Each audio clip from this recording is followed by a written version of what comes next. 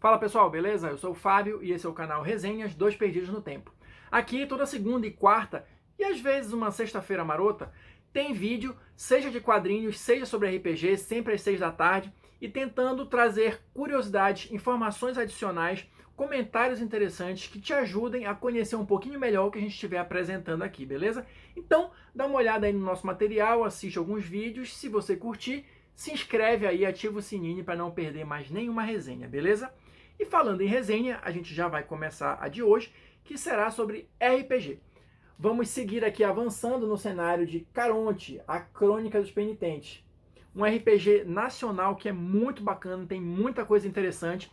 A gente está fazendo uma série de vídeos sobre o Caronte, abordando diversos aspectos aí do cenário, né, da narrativa, dos personagens, enfim. Mas se você por acaso perdeu algum vídeo ou quiser refrescar a memória, eu vou deixar o card aqui da nossa playlist especial do Caronte para você relembrar todos os detalhes, beleza? Mas para você, ceifeiro, que está em dia aí com os vídeos, está com tudo na cabeça, vamos seguir aqui explorando. E só para contextualizar, no último vídeo a gente começou o capítulo 5, cenário e narração. E eu alertei lá nesse vídeo que, como era um capítulo extenso, eu ia fracionar para poder abordar diversos aspectos interessantes desse capítulo em vídeos separados. Então, esse vai ser o nosso segundo vídeo sobre o capítulo 5. E só para a gente fechar a contextualização mesmo, no primeiro vídeo eu falei dos tabus, ou seja, das infrações que os ceifeiros cometem, né, comportamentos que são mal vistos pela própria sociedade dos ceifeiros, e isso vai gerar um acúmulo de pontos de tabu para o seu personagem, né, que avança esse sinal, vamos colocar dessa forma. Mas o que acontece com esses pontos de tabu? Qual é o resultado prático disso em termos de narrativa e em termos de sistema? É exatamente isso que a gente vai ver neste vídeo a partir de agora. A gente vai começar aqui falando sobre as marcas do semblante. Ou seja, o que são essas marcas? Para a gente entender um pouquinho melhor, olha só como é que funciona em termos de mecânica. Depois eu vou exemplificar e vou explicar um pouquinho melhor o que são de fato essas marcas, tá? Mas em termos de sistema, para a gente começar o nosso papo. No final de cada sessão de jogo, todos os jogadores, né, vão fazer uma contabilidade ali de quantos pontos de tabu eles acumularam por conta das más ações ou dos comportamentos proibidos que eles cometeram naquela sessão. E aí, esses pontos de tabu vão ser convertidos em marcas, né? Em marcas do semblante de Caronte. Tá, e essas marcas elas têm 3 categorias: leves, moderadas e profundas. Eu vou destrinchar cada uma delas e exemplificar, mas só para a gente entender a parte do sistema. Além disso, qual é o efeito que isso gera em termos de jogo? Quanto mais você acumula marcas do semblante, mais custoso fica para você usar suas dádivas, os seus poderes de ceifeiro. Eu também já fiz um vídeo específico sobre os poderes, tá? Mas só para relembrar um pouquinho, cada poder tem um custo, tá? Que é pago normalmente em moedas de Caronte, em óbulos. Então vamos considerar o seguinte: se você tem um poder que normalmente em situação tranquila custa um óbulo, esse poder vai ficar cada vez mais caro conforme você for acumulando marcas do semblante. Então, por exemplo, se você está com uma marca leve, você gasta uma moeda adicional. O seu poder que custava 1 vai passar a custar 2. Se você está com uma marca moderada, você tem 2 moedas adicionais de custo. O que antes era 1 vai passar a ser 3. E se você realmente está desenfreado aí, já está com marcas do semblante profunda, já está quase com a cara do capeta, você, ao invés de gastar uma moeda, vai passar a gastar 4 moedas de Caronte para usar aquele poder específico, né, que custava 1. Esses custos iniciais podem variar. Então, assim, é só para demonstrar para vocês o efeito mecânico do acúmulo, tá?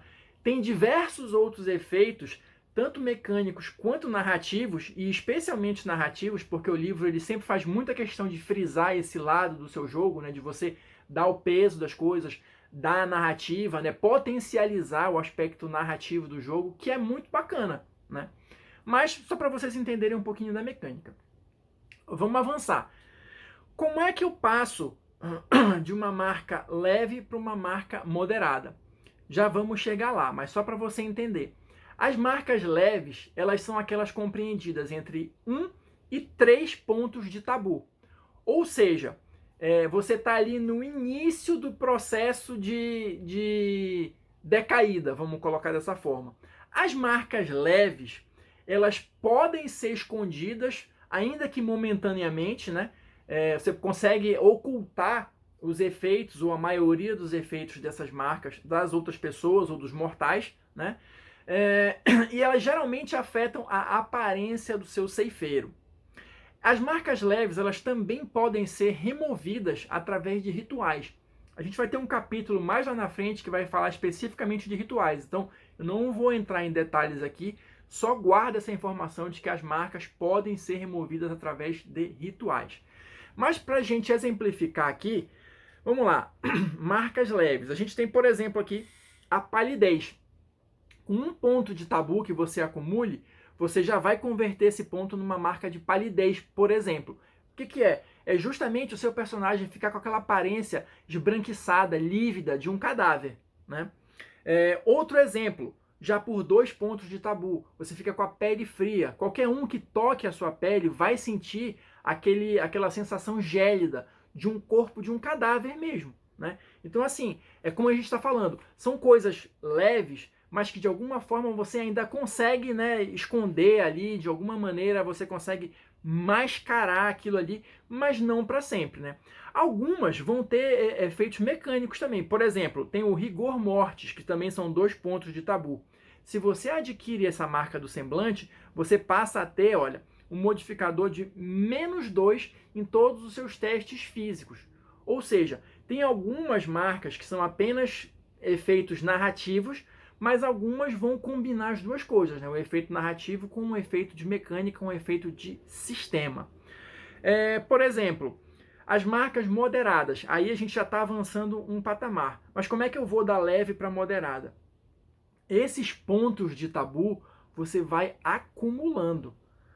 A não ser que você faça os rituais apropriados, as maneiras apropriadas para você ir queimando, entre aspas, se livrando desses pontos, eles ficam ali e eles vão só acumulando.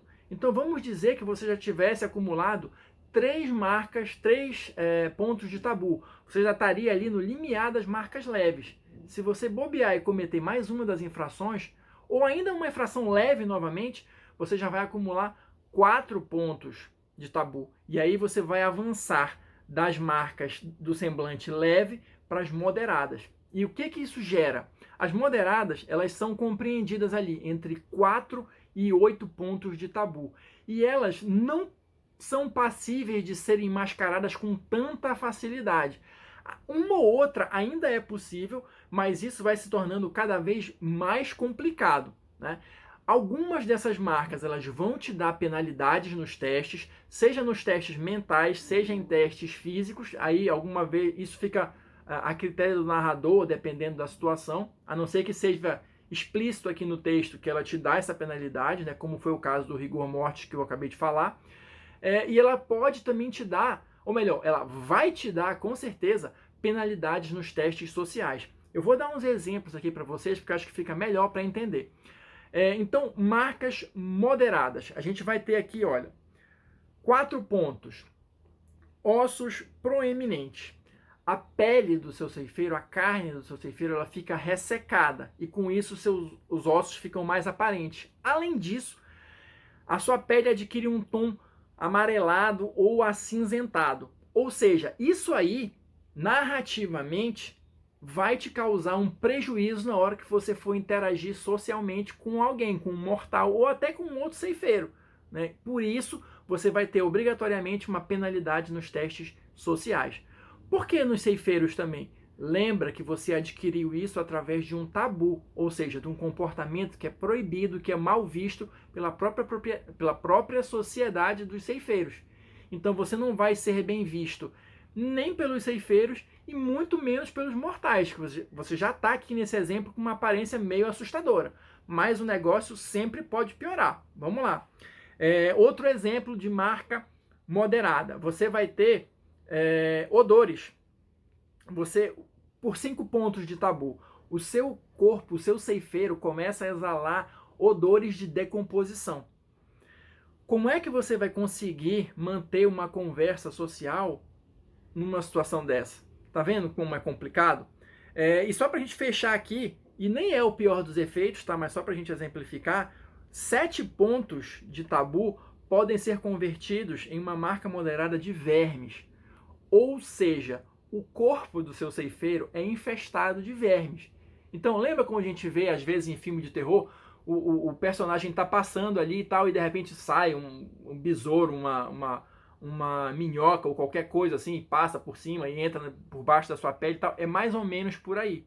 Então, isso vai demonstrando a decadência do seu personagem e tendo sempre efeitos de sistema e efeitos narrativos. Mas a gente ainda está na moderada. A gente ainda pode piorar um pouco mais indo para as marcas profundas. As marcas profundas, elas são de 10 ou mais pontos de tabu, tá? Lembrando só que esses exemplos todos que eu estou dando aqui, eles não são exaustivos, tá? E são só exemplos mesmo. O narrador pode criar outro tipo de marca do semblante, né? Só tendo que balizar ali os efeitos de acordo com os exemplos que estão sendo dados aqui no livro. Mas olha lá, para a gente chegar no último degrau, nas marcas profundas, né, elas automaticamente, além do efeito da marca que de fato você escolher aqui, ou que o narrador lhe impuser, você vai ter uns efeitos gerais por ter atingido esse patamar. Quais são esses efeitos gerais? Eu vou pedir licença para vocês só um minutinho aqui. Olha, o ceifeiro recebe efeitos de medo, e todos os que olharem para ele deverão fazer um teste para evitar fugir em pânico. Ou seja, a sua aparência já está num nível tal que é como se você tivesse uma aura de medo ao seu redor. As pessoas não conseguem ficar perto de você tranquilamente. Elas precisam ser bem-sucedidas num teste para não sair correndo apavoradas, né? Testes sociais têm uma penalidade de -5 em todos os testes sociais. E como se não fosse o suficiente, a cada 7 dias, o seu personagem deve fazer um teste para evitar ir ao Rio dos Mortos, lá o Rio Estige ou Estige, para se unir no esquecimento. Ou seja, você já começa, o seu personagem já começa a ser impulsionado por uma vontade de se unir ali ao Rio dos Mortos e ir para o esquecimento. Porque assim, em termos de jogo, você já está ali na beirota para perder o personagem, né? Já sacou isso, né? Então, a cada 7 dias você tem que fazer um teste para evitar se jogar no rio e acabar com o personagem, né? Você pode gastar uns pontos aí de determinação para evitar por algumas horas esse efeito, mas é uma bomba relógio. Uma hora você vai falhar, uma hora você não vai mais ter pontos de determinação para gastar e você vai efetivamente perder o personagem, né? E agora, só para a gente exemplificar algumas marcas profundas, vamos ver uma bem legal aqui. Olha, carne soltando dos ossos. Você vai andando e vai deixando um naco de carne podre caindo pelo caminho, né? Bizarro. Que mais? Entranhas expostas. O corpo do ceifeiro inchou até suas entranhas explodirem. Nessa situação, o personagem não passa de uma enorme ferida exposta, com sangue, fluidos e pedaços de vísceras se soltando a todo momento. Cara, nojento e bizarro, né? Imagina o seu personagem dessa maneira, como é que você vai conseguir interagir com alguém? De novo, seja mortal ou seja ceifeiro, não importa. É uma visão aterradora. Talvez o ceifeiro não tenha o medo, né? Não vá sair correndo apavorado. O livro não trata muito disso aqui, mas vamos dizer que o ceifeiro, um outro ceifeiro, não saia correndo. Mas você não vai conseguir travar um diálogo, não vai conseguir interagir com ele de uma forma normal, porque você vai ser a prova viva do cometimento, viva não, né? Pós-viva, sei lá, do cometimento de diversas infrações, de diversos tabus. E tem o principal aqui, quer dizer, o principal não, mas é só um dos, que é bem bacana também, que é de fato o semblante de Caronte. Aqui, o seu personagem, olha, em um acesso de desespero, você começa a rasgar a sua própria carne, as suas vísceras, os seus olhos, tal, e você vira de fato aquela personificação clássica que a gente tem da morte, né? Sobra só a sua caveira e o seu manto. Ou seja, assim, né? Para você ter uma noção do quanto o seu personagem pode decair. Claro, lembrando, Isso aí vai escalando aos poucos. Existem algumas formas que não são fáceis, pelo que eu já consegui entender, de você ir queimando esses pontos de tabu aí e se livrando dessas marcas ao longo do caminho. Mas o ideal é que você evite ao máximo cometer tabus, né? E, em consequência disso, adquirir essas marcas. Porque cada marca nova que você vai adquirindo é um passo que você está dando na direção de perder o seu personagem. Beleza? Bom, eu vou ficando por aqui. Ainda tem várias informações interessantes para a gente seguir aqui no capítulo 5, mas eu vou fazer isso num próximo vídeo para poder dar a devida atenção para os detalhes que são importantes. Lembrando sempre que o espaço dos comentários está aí, você pode deixar a sua sugestão, a sua crítica, para a gente ir melhorando aqui o canal a partir do que vocês falarem. Se vocês quiserem que eu aborde alguma coisa mais especificamente também, pode deixar aí, alguma coisa que eu já tenha passado, fala mais disso, fala um pouco mais daquilo, a gente pode fazer vídeos extras também, tudo depende do que vocês solicitarem, beleza? Então a gente se vê numa próxima resenha.